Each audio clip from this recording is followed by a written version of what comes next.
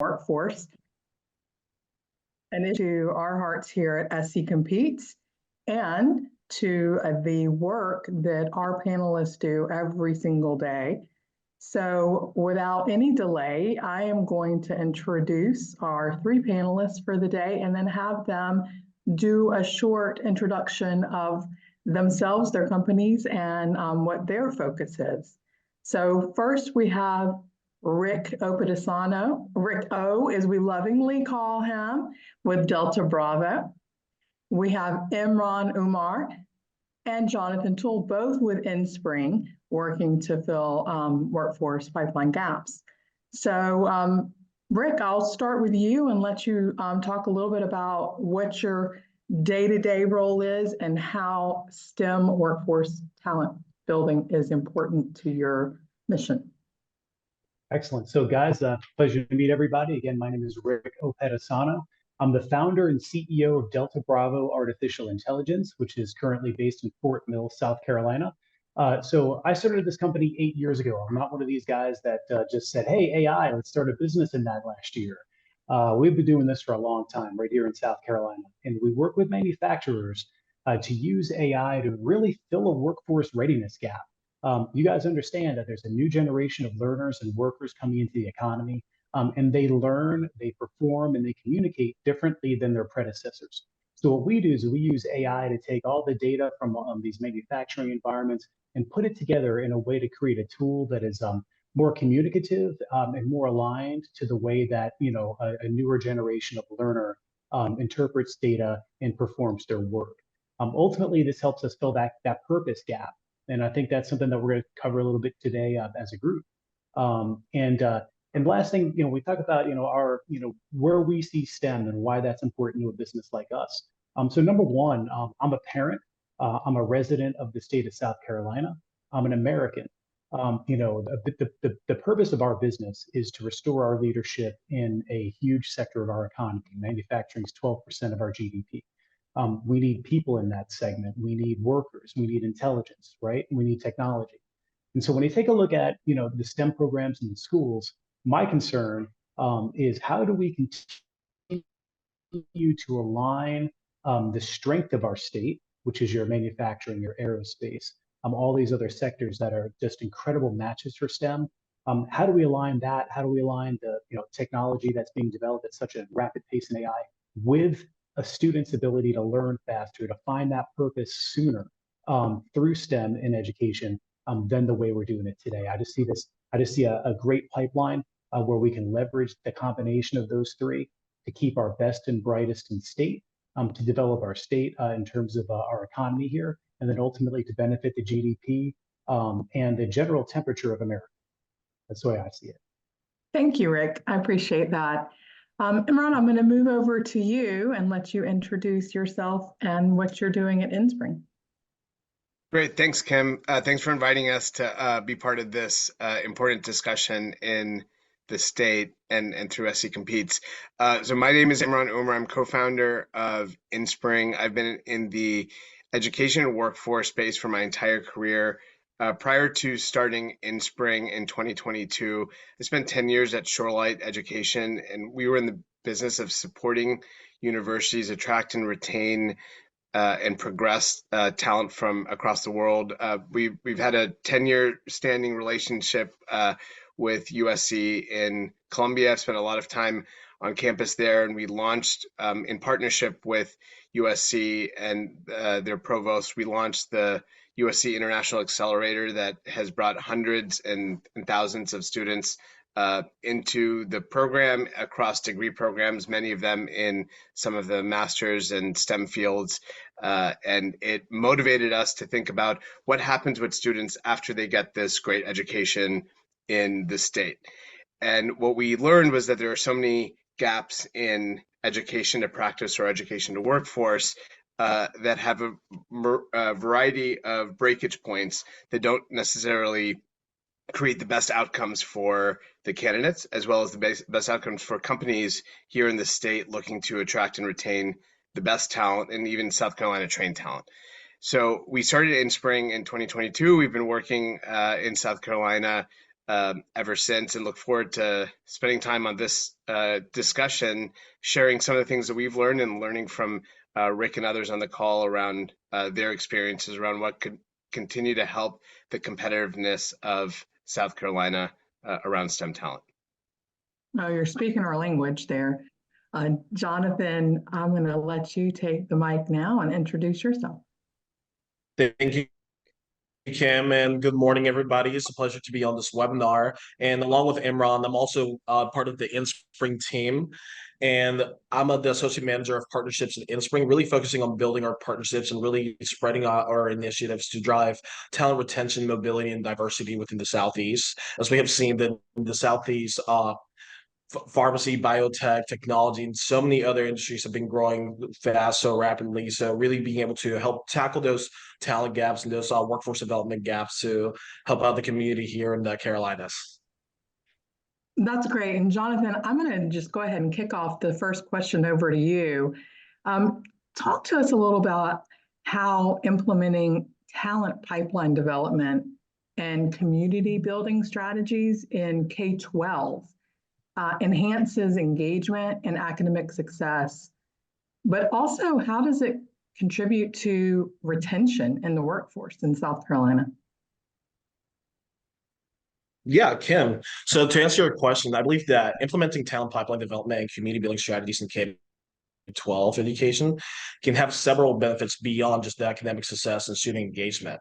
More importantly, I feel like we need to take into account that this is really going to help with the early identification of interests and skills within these students, because by implementing these career exploration programs at an early age with various industries and various professions, it can really help these students gauge and find what their interests and skills are at an early age. When these students have a clear understanding of what their passions are and what their strengths are, they're more likely to pursue these careers that align with their interests. And these will just lead to a higher job satisfaction and also just a higher job retention rate, just for the solely fact that they're just happier at what they're at.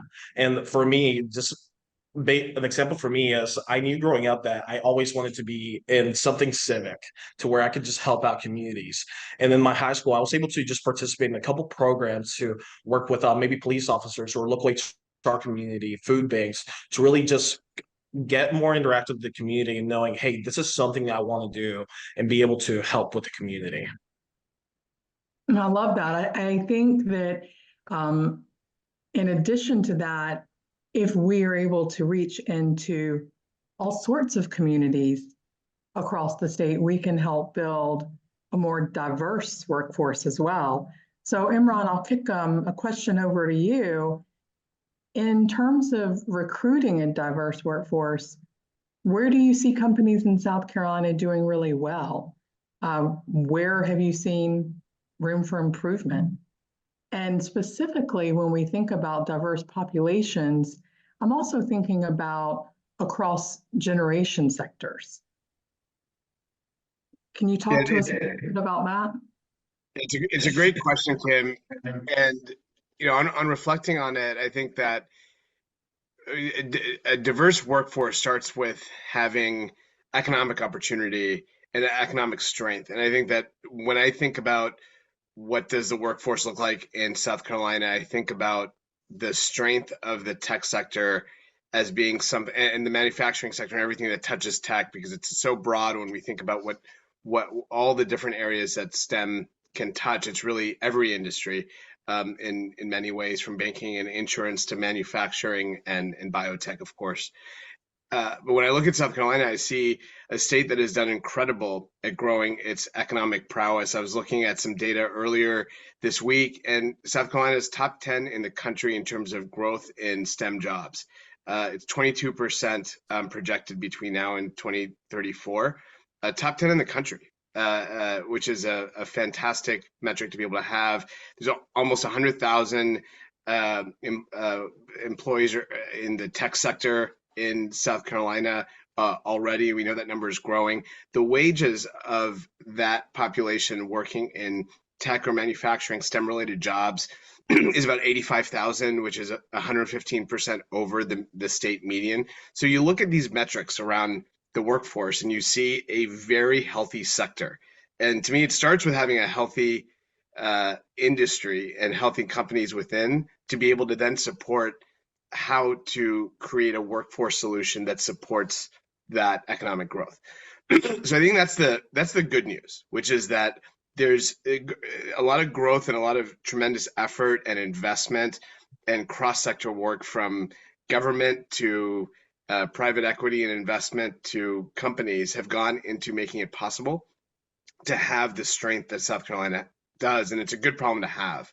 The problems are that it's hard to retain talent in this space, and there are, when I was looking at the data, there's certainly a lot of wins to point at as it relates to diversity in the workforce. I was reading earlier today that 17% of the STEM workforce is Black African American, 31% are women, 59% are millennial and Gen Zs.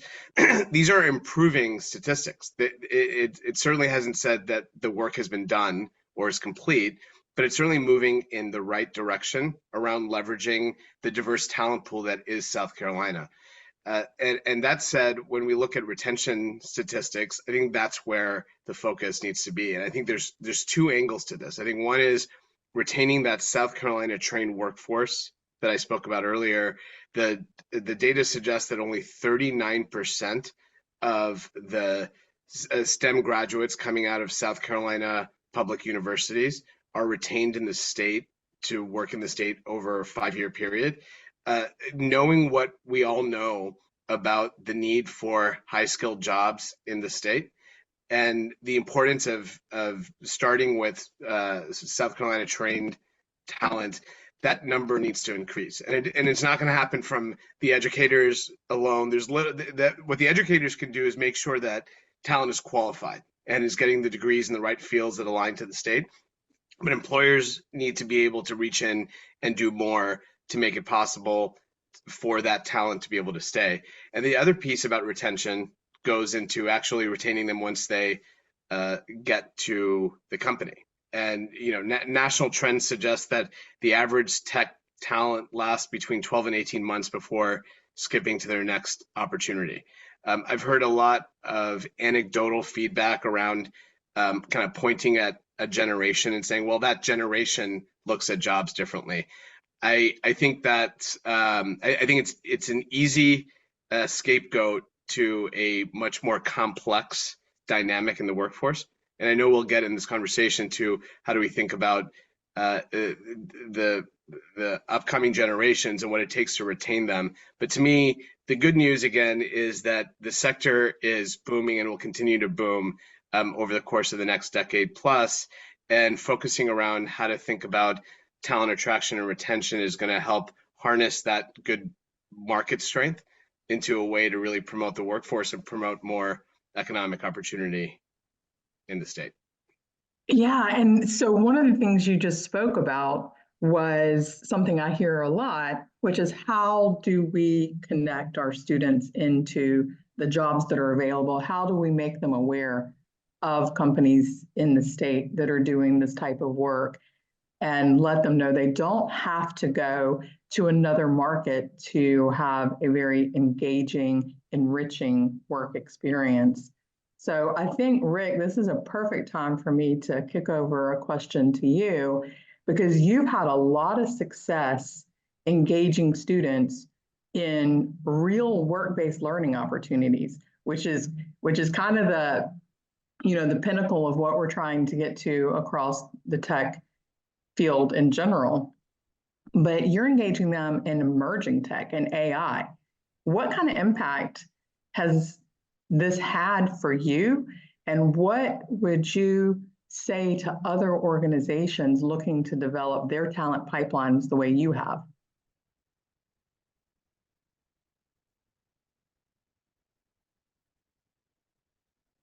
There we go, unmuted. So we tend to work with colleges directly and bring them through our program, engage them with our customers, and then ultimately either hire those resources or set up a scenario where our customers can hire those resources. And so this has been very successful, with companies, whether it's BMW, Nucor Steel, Nephron Pharmaceuticals. And so what we have found is that guys, there's so much in this state. All right. When you think about making someone have passion and purpose around what they're learning about, what they're doing, we have, we make planes here, we make cars here, we make clothes here. We do great agricultural things here.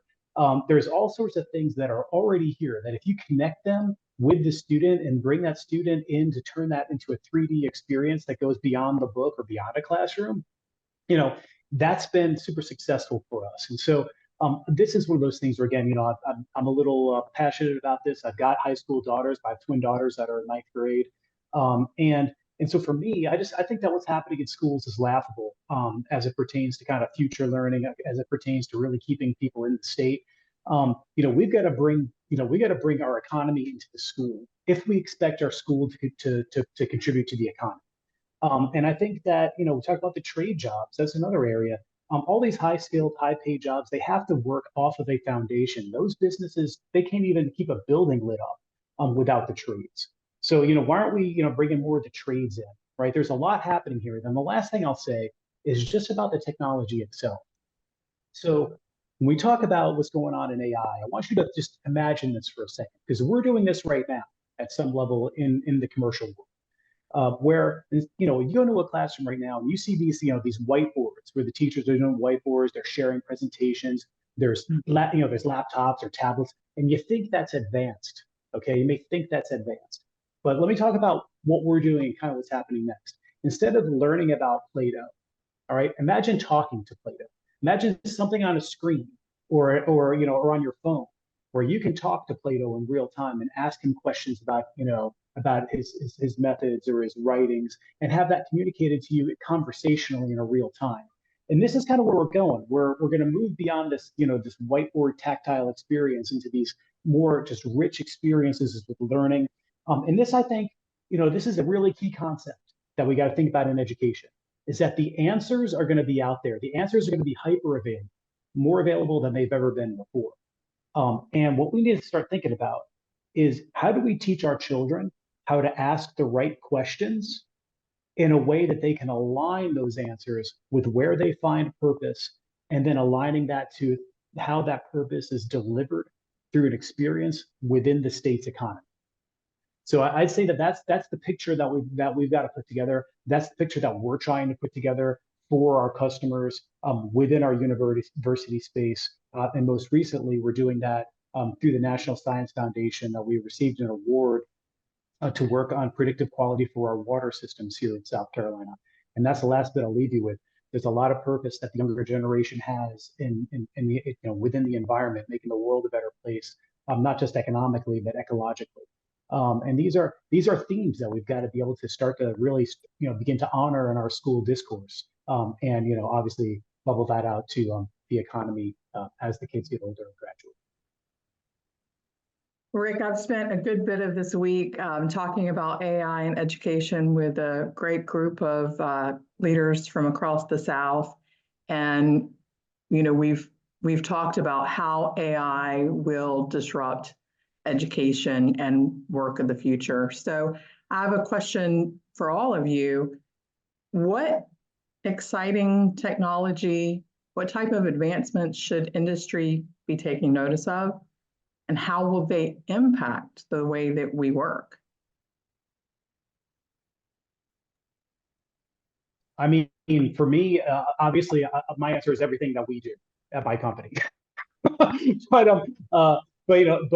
ultimately, really what I think industry's got to look at is, how do we begin to intentionally shift the processes towards collecting data and understanding technology and understanding that workforce learning gap and that communication gap. How we need to start intentionally working from within. This is not necessarily a technology problem. The technology is out there. There's a number of alternatives, whether it's us or Amazon or Microsoft, or there's Palantir. I mean, there's plenty of alternatives for people that can help you with the services and the technology. Where all of this stuff either succeeds or fails is in your ability to understand the changes in the dynamics around your business environment or your learning environment that need to happen in order to usher this change in the appropriate way. That's great, Rick. Imran, Jonathan, do y'all want to jump in on that one as well? Yeah, from my end, I was going to mention that I feel like robotics and automation are definitely some things to always just keep an eye on. Just more specifically, like with what Rick is saying, AI is growing at such a rapid pace. And me, I have an intelligence degree from Citadel. And one of the most interesting things that I always thought some of my professors said was data doubles every 12 hours. So all the information that's out there on the internet right now is going to double in 12 hours. So having just robotics and automation that is able to take these processes and just make them a lot easier, faster, and even when you're getting to like manufacturing, like performing repetitive, dangerous tasks in industries such as like logistics, manufacturing, healthcare, adopting these different technologies and really learning and being aware of them can be very helpful just for the growth of business in the long run and just the growth of the workforce as well. Because you just also got to know how to work with those certain types of technologies. I think what both Jonathan, what you're saying and what Rick's saying to me kind of points to the fact that technology is already on a conveyor belt that's going to be moving and accelerating at a certain speed. And one of the things I hear from your conversation that I completely agree with is as you start to prepare a workforce for that type of work, you have to think differently around what are the most important skills. Rick, you said something a few minutes ago that resonated with me, which is you want to teach your daughters how to write or ask the right questions, and I think that's really fundamental. And it's simple, but it's not intuitive all the time in terms of how youth and students are taught. In technology fields in particular, when I started to get really in inSpring, started to get really into the technology space, one of the things I realized was that there were some employers that were behind on hiring and they needed to plug a hole because they needed someone yesterday. So you ask them like, hey, well, when do you need this developer? They'd say, I need that developer yesterday. And they run off the list of coding languages or platforms they must have to be able to do that job. And to me, that way of thinking, it happens in some places, but it's not really that strategic or helpful to building a sustainable workforce. And I read a book that this year that changed my way of thinking. It was called The Talent War. It was co-written by a gentleman named Josh Cotton from Honeywell, who leads on their talent assessments and effectively applying data to how to think about talent. And they had a really helpful point of view, which is the quantified reason why you should hire for character and not skill sets. And I see that in my own work today, which is I was speaking to another hiring manager yesterday, a CHRO, who was telling me that it doesn't really matter if someone knows coding language A or B. Over time, they've got to know all of them. And so what you really need is a great learner. You need someone, going back to Rick's point, who's asking the right questions. And so I think about as we think like moving forward around skill sets and the speed of evolution of technologies, you really want those transferable skills. You want drive, you want resilience, you want curiosity, you want adaptability, and being able to figure out how do you prepare individuals for that in a dynamic environment, and then how do you screen for that as you're hiring them into your companies, to me is going to lead the dialogue on workforce more so than how many people have the kind of the next coding language perfected. Yeah, I think that that's an important conversation that we could spend quite a bit of time on, right? Is how do we develop the pipeline, the talent pipeline, and also how to invest from our industry partners in that talent pipeline building. Talk a little bit about why it's so important to have that well-established talent pipeline in business, especially when we're talking about recruiting and employee retention that Rick talked about earlier, that we have such a hard time retaining in South Carolina. And Imran, you talked a bit about this as well. So I'd love to kind of touch back on this again as we talk about those skills that are necessary. Why should businesses be, helping to establish this pipeline? Yeah, I mean, from my perspective, one quick thing, Michelle Fair asked a question that I think ties into this answer, right? Which is how early in education do we start connecting with parents and students about STEM and local opportunities? So I think this all works together. We need to have more training on what critical thinking is, understanding what the first principles are, first principle thinking in terms of solving problems, critical thinking, exercises like a Rubik's Cube, all right? So when I hire for people at our company, I ask questions. Hey, do you ever do puzzles? Do you ever do Rubik's Cube? Do you ever play Sudoku? Whatever. And what's interesting is the types of response that you get. So if someone's working in a qualitative or quantitative field and they don't have any interest in that type of a thing, why are they there? So I think that that ultimately we got to start thinking about starting earlier with mind challenges, also mind and body balance, right? I mean, that's another thing. I just kids are they're stuck on screens, they're inside. There's physiological scientific evidence that these are things that need to change in order for them to reach their full potential, to get through some of the things that are plaguing children right now. We don't have to get into that topic, but ultimately, I just think there's a lot here for us to just kind of reconsider what the morning routine looks like for our kids, what that with that early age thinking exercise. How do we introduce critical thinking exercises as early as possible?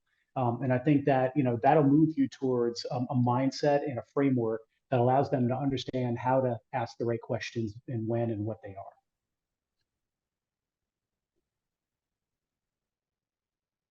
Yeah, and I feel like on my end, having that well-established like talent pipeline is very crucial for your business just because it's going to benefit you in so many ways. One's going to give you continuous access to qualified candidates, knowing where the market's at, knowing where the talent's at local. If you're having to hire on-site talent, you're aware of who's in the city, and you might even have to hire from somewhere else to bring some people in. It also is going to help reduce the time to hire. It's going to improve the quality of hires because you're having conversations more long term with these people. You're getting to learn more if they're going to be a fit for that.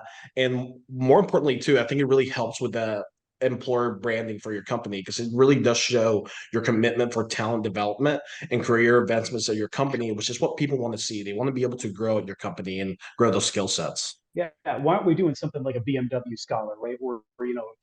So guys, I'm old enough to when I was a kid, we used to do these like soapbox derby things where as in second grade, we made a little car, and you run the car down a hill, and somebody would win based on their ability to handle aerodynamic design as a second grader, or more appropriately, their parents' ability to handle aerodynamic design, but more likely.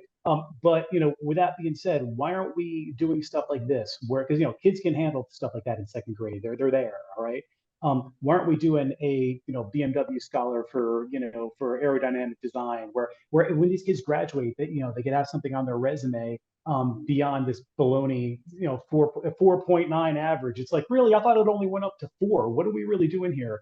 Why aren't we looking at some of these things where you say, hey, they participated in something, they completed a program, they started and finished something that has value in today's economy. And so I think that these are things to think about, going out and reaching out to these companies. And yeah, the rural stuff, Laura, I would love to do that. We could connect on that. I'm not really sure how we would do it, but I'm interested in doing it. We are working with the governor's school on a couple of things, but ultimately, I just think that there's just so much opportunity for us to put all this stuff together and create a more viable learning experience. Come on. I don't think anyone here that's a parent can really sit here and say that we're super satisfied and happy and feel like our educational system is really preparing our children for success.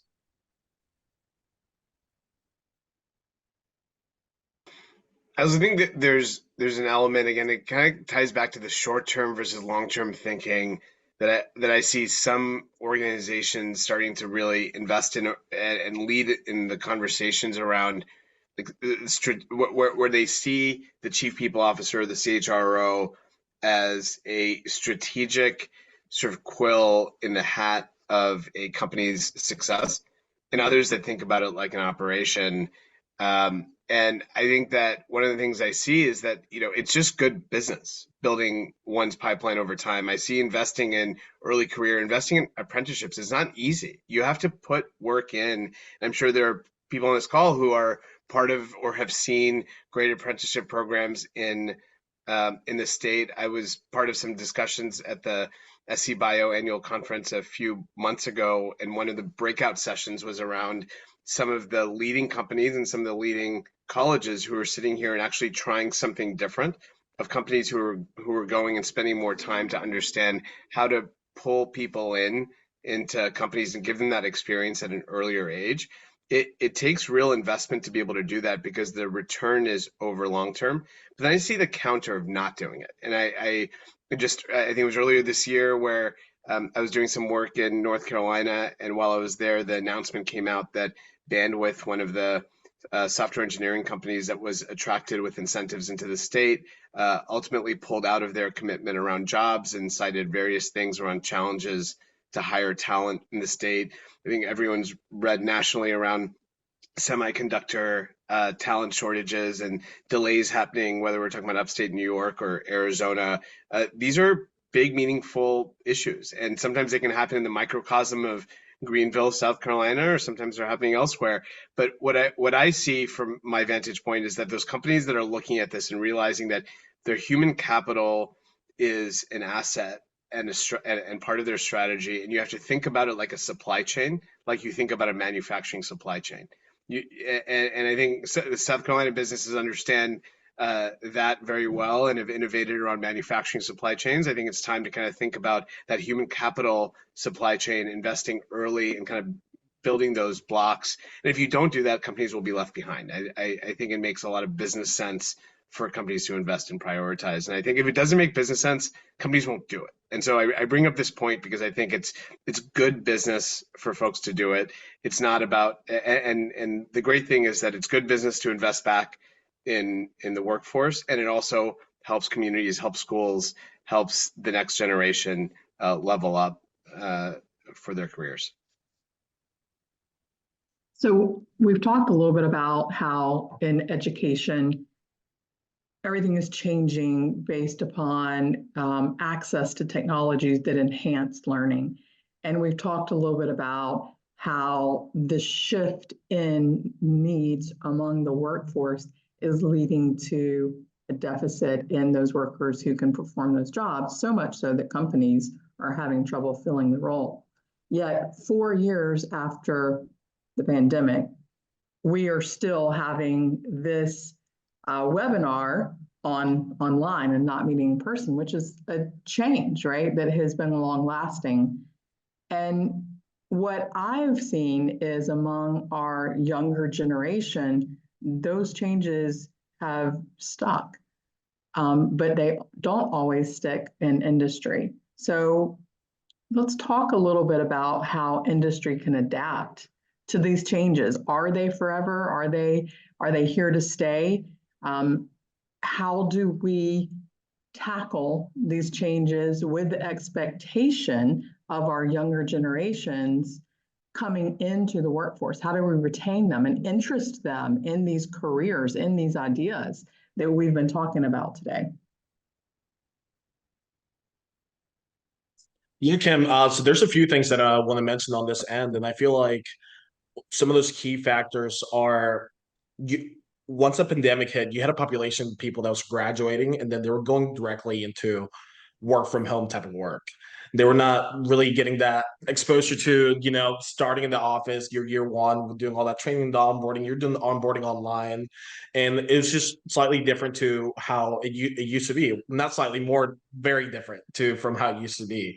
So with this younger generation, what I've been seeing personally they're really driven by happiness, I want to say, and being able to provide things such as like flexible work arrangements, more specifically while they're working, remote or hybridly, being able to support that technology and infrastructure, but making investments to it, maybe even helping getting someone a laptop for their role and for the work. And there was actually a study that I read up on from Deloitte more recently that talked about some of the top causes for people leaving their jobs today. And the top two causes for people leaving their jobs were, one, the work and life balance, and two, the lack of learning and development opportunities just coming up for them. They felt like they were stuck and had nowhere to drive up and just grow within their business. And just from those two, that was over 60% of the Gen Z population that was leaving their jobs right there. So I think it's very important to note that people want to be able to be happy and also just feel supported by their peers and by their company. Yeah, I'm a 50-50 on this because I run a company. And the reality is, listen, I'm from a generation where coddling wasn't happening. We didn't win participation awards, this and that. And I understand that the reality of my generation is different than the reality that we're hiring from and working with. And I think ultimately, it all comes back to purpose, right? Being coddled doesn't help you find purpose. It doesn't make you feel better. It all it does is provide more excuses for being risk averse. It provides more excuses to not collaborate or communicate. So I'm one of those where, we're direct over here. We have a personality type that we hire over here. We don't hire couch potatoes. We hire mountain lions over here. We hire people that, take risks, people that, like we talked about, solve puzzles, people that are completely okay with talking about why they failed at something. And that's another interview question for me. I always say, I'm like, hey, what did you fail at recently? What's the biggest thing you failed? What was your biggest failure just recently, recent memory? What was it? And there's these stupid interview questions like, tell me about the worst thing about yourself. Come on, let's be real and talk about what you failed at recently. And I think that's just another thing we talk about. The gap here. The gap is in finding purpose. The gap is in feeling significant.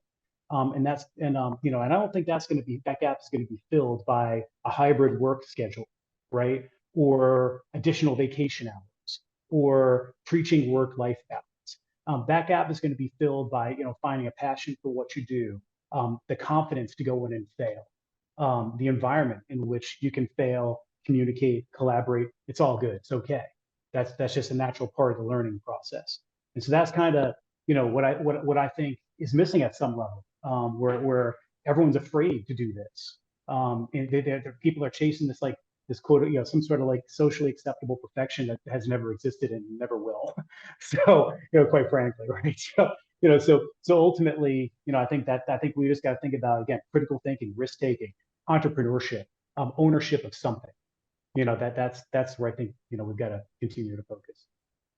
And one of the things I hear you say, Rick and Jonathan, is that the element around being challenged and stimulated at work and kind of pushed to be able to kind of do things that are risk taking, kind of align, I think, to what both of you guys are saying. Because I think that, Jonathan, the data that you were citing, I think from Deloitte or others, what was around not having a learning opportunity, not having growth, the ability to be stimulated. This brings me back to there's a conversation that I had with a partner of a large U.S. private equity firm that invests heavily in STEM and in tech. And he's someone at the organization that really focuses on the workforce side. And one of the things that we spoke about around this changing workforce was around what he's analyzed and seen as the main factors that help or that are important to the next generation. And I actually think that these factors are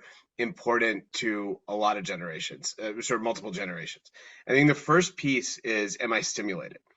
And I think it comes back to a lot of things that we're talking about. And I think when I was coming up through the ranks in business consulting out of college, one of the things that you have to think about is that for 12, 16 years, by the time an early career graduate is coming to their first job, they have been pushed to learn new things at a rapid velocity every year. That's school. That's college. That's what they do. Every year is learning new things. Every class is learning new things.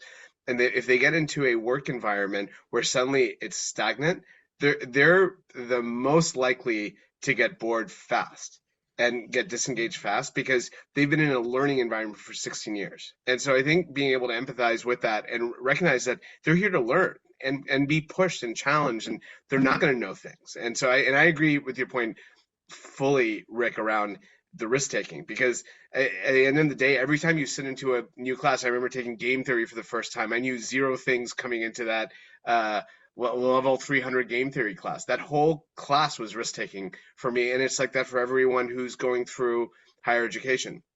So being able to keep people on that learning escalator, I think, is vital.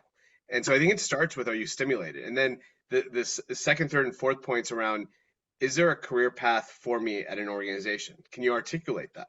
And even if it takes different turns, nothing's linear. But I think folks being able to understand what that is, I think, is important. And then it comes down to recognition and reward. And what I hear a lot of times when I talk to companies who are having attrition or retention issues, they point to salary as being the thing. Be like, oh, Google came in and they paid that person more.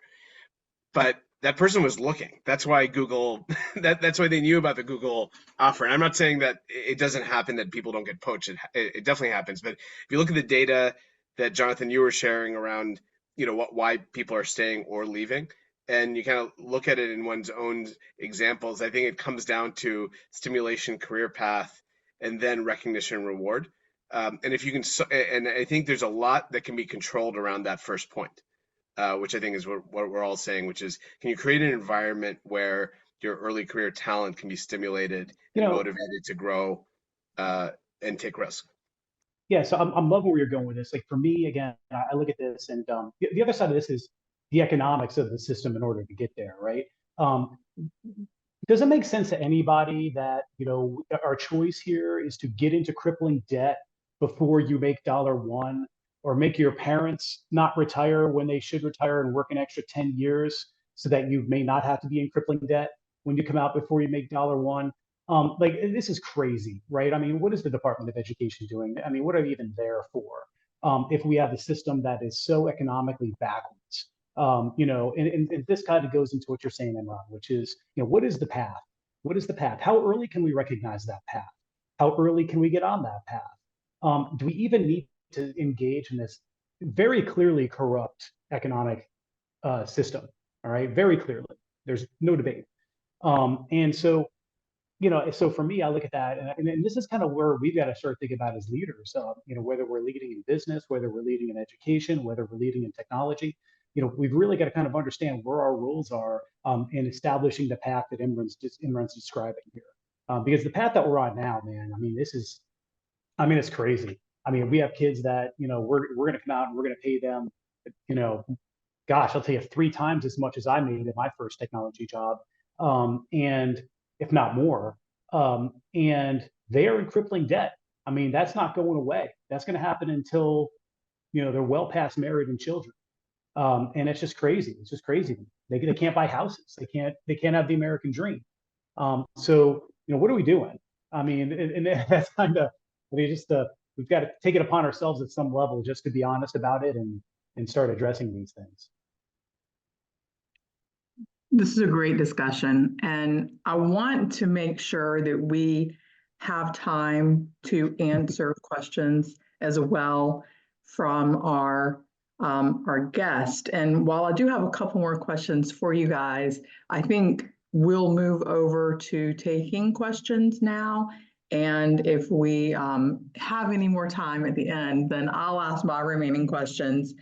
But if you have a question for our panelist, please either put it in the chat or speak up. Adrienne, I'll let you facilitate the question asking phase.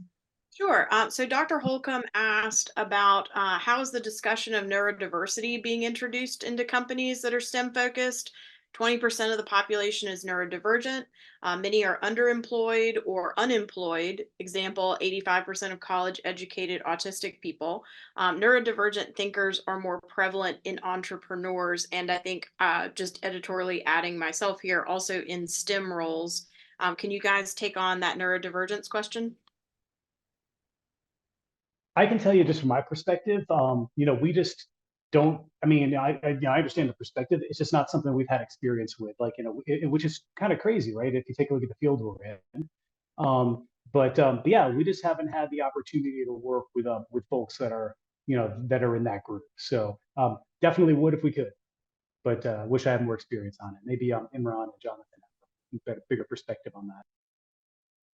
Yeah, Dr. Holcomb, I'd love to learn more, and maybe that's something that we can also take offline. I mean, I think it's really important as we look at the stats that you've shared around the size of the population, the entrepreneurship piece, which I think is vital as we kind of think about economic development and growth opportunities.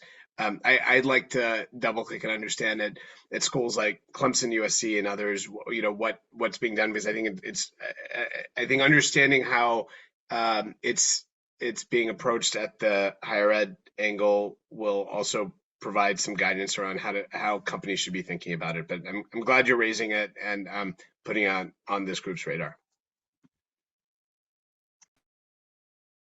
And I think that is the only question in the chat that we haven't already answered.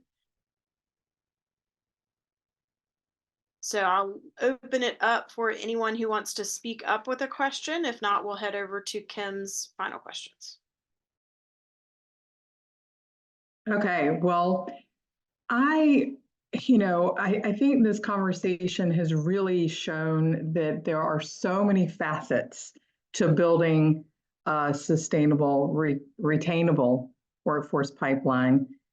What do you all believe is the main obstacle that we have been encountering in South Carolina to attracting talent?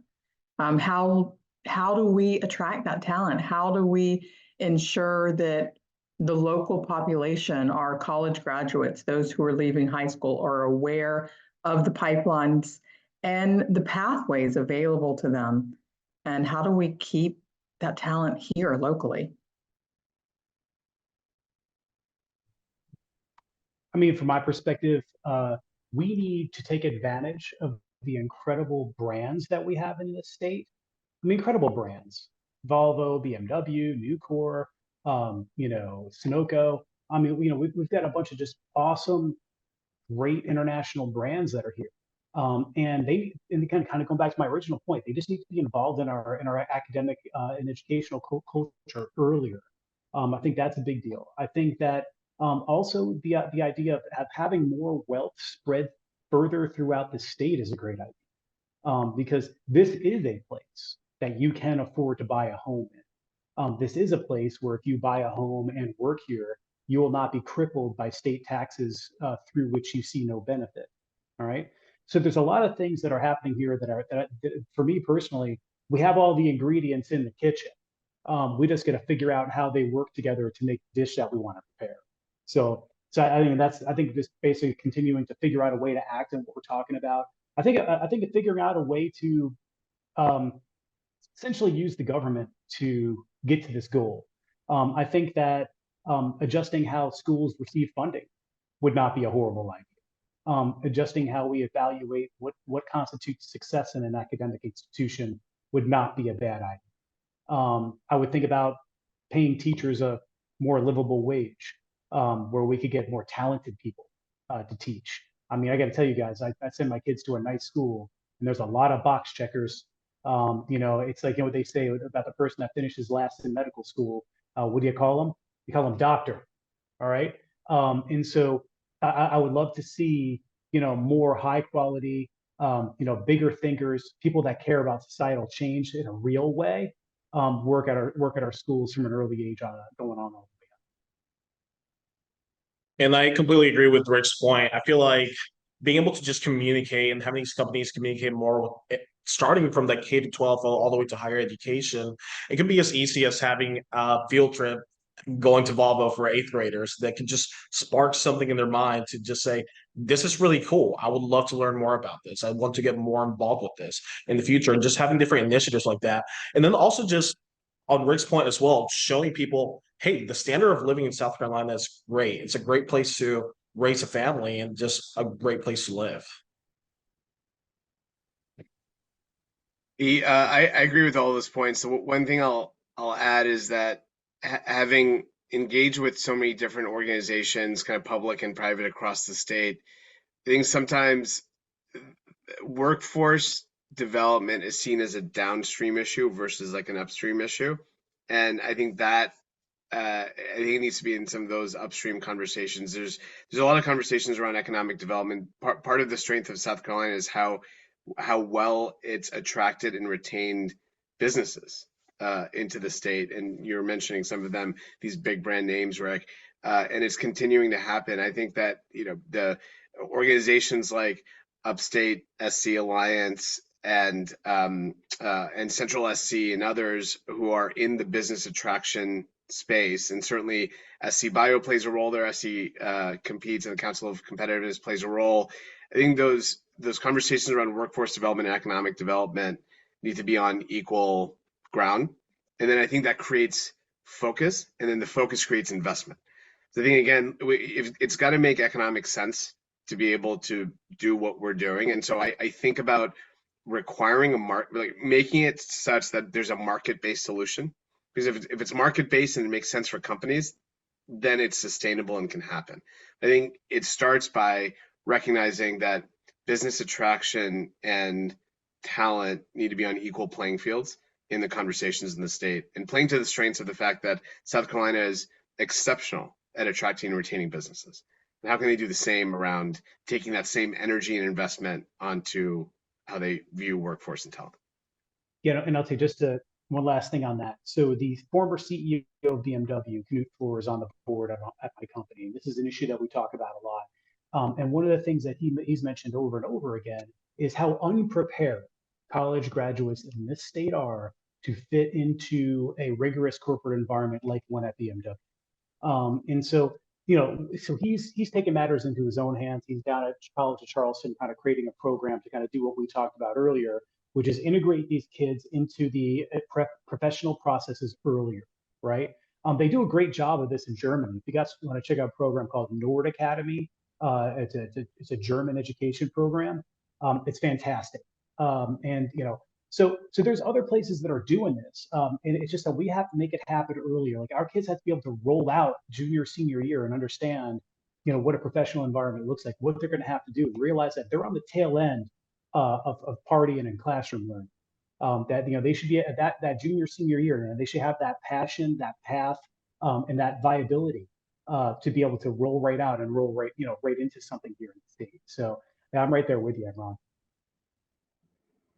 Over the past few years, SE Competes, we have invested in doing three studies on workforce preparedness within education. And we have polled hundreds of parents and educators and students themselves. And students are telling us that they feel like they need a substantial amount of time to be ready and feel prepared to be within a work setting. To speak to what you just talked about, Rick, what would you say? What advice would you give to our educators and our parents, but also to our students on how to prepare and choose a high paying, impactful career in the state?